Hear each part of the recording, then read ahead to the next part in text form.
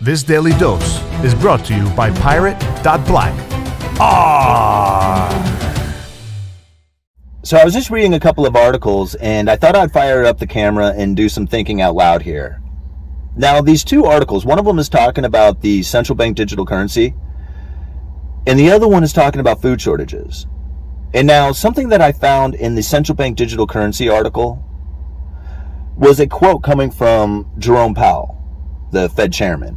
And he said that they are examining the usefulness of these central bank digital currencies and how they can use it into an already efficient system, so he says.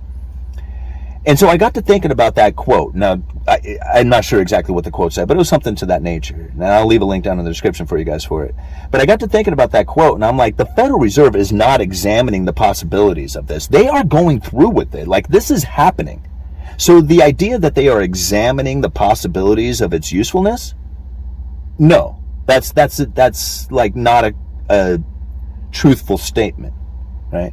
A truthful statement is we are examining how it is that we can get these things in, right? That would be more useful, not whether or not the possibility of its use is going to come to the future. I mean, it's coming. So there's no doubt in my mind that the Federal Reserve will have a central bank digital currency implemented at some point in the future. The hard part for them is going to be, how do you get the people to use it? Because the people are not, especially Americans, the United States population is so stubborn. I'm not sure how else to say it, that if the government says, hey, you need to do this, they will not do it. They say, this is good, this is for your benefit. There's going to be so many people out there protesting the idea, right? Even if it's a possibility of being a good thing, just because the government said that you should do it or you need to do it, they will go against it just because the government said so. So the Federal Reserve knows that trying to implement a central bank digital currency will not come voluntarily to the people. They will not be oh yeah, load me up with the central bank digital currency, bring it on. It's not going to happen like that. So really, the only way to get the people to accept the central bank digital currency is to force it upon them, or to be in such a crisis situation that the people will be yes, give it to me because that's going to save me. So yes, please do it, right? And so I think about that. It was how do you get the people to be in such a crisis situation that they would be so volunteering for this central bank digital currency? And then I thought about it. It's food. Food's going to do it. There's food shortages coming. There's very little doubt in my mind. Just look all over the place for the evidence of it. And when I read the article that I leave down in the description for you guys, it really made a lot of sense when they were talking about the theft of food that is starting to increase. And it just goes to show that once you have gotten yourself to a point in which that you can no longer afford food, you will do anything for it, right? It's survival. You can't live without food and water. You can do without everything else as a convenience, right? But food and water are an absolute necessity for your survival of life. So when you get to a point where you can't afford to do it anymore, you will steal. You will kill for food. And if you're in that kind of mindset, it doesn't matter what help comes, you will accept it. So if the people around the world are starving, or just enough of them are starving, you can start force-feeding that central bank digital currency into them, and they will take it. They will take it, and they will love it, and they will accept it. Once you have driven the wedge, it's just a matter of tapping it. And you keep tapping that wedge, and eventually you will split the system. You will split. So there's very little doubt in my mind that a central bank digital currency is coming. They are coming. How they get it into play is still the question. But with all these food shortages coming up, it just seems like it's a perfect possibility for them to enter in at that point. I've done videos in the past talking about how it is that the central bank digital currency are going to be implemented and the reasonings behind it. And really, the main reason for a central bank digital currency is to take interest rates negative. That's truly what the real intent of central bank digital currencies are.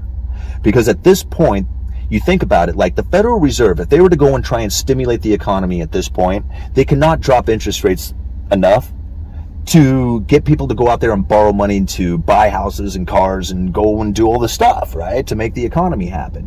Dropping of interest rates is just not an effective tool because they hit zero. They hit that lower bound. And the moment that they go negative, things become, I don't know how to say it, but less appealing. And if people seem to think that negative interest rates work, well, just go and look at the nations that had implemented negative interest rates and tell me how awesome their environment as far as economics go. It's not doing well. Those nations suffered from the fact that they went into a negative interest rate, and now they're paying the consequences from that. We are going to go into a severe, deep recession, and people are going to start going hungry. In order for the central banks to bail the system out, they need to go negative. And if you go negative on people's bank accounts, they will pull the cash out of the system and sit on cash. That means that the central banking system will fail.